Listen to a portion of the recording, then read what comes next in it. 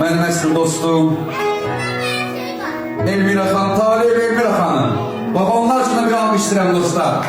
Masada yox, səhnədə. Masada, gəl səhnədə eləyir o Talib. Gəlin səhnəyə. Və Talib, müziğimiz anlayın. Baxmısan yoxsa? Ay, o hazır. Hə dostlar, Talib biraz belə o, necə deyim, mənəvi dəstəyi lazım. Həm sözünü desin, Talib həmişə işində göstərim onu, rejissorluğunda.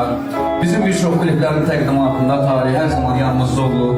O məndən yaşda bir 15 yaş, belki de 10 yaş, bilmirəm, heç soruşmamışam yaşını.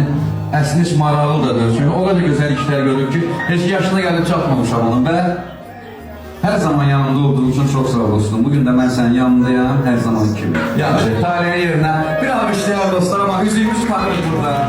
Herkesin gözü karşısında.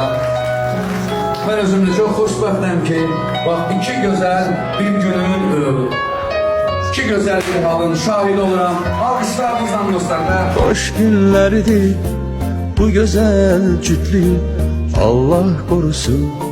Her iki tarafın hoş günlerdi bu güzel cütlük, Allah korusun.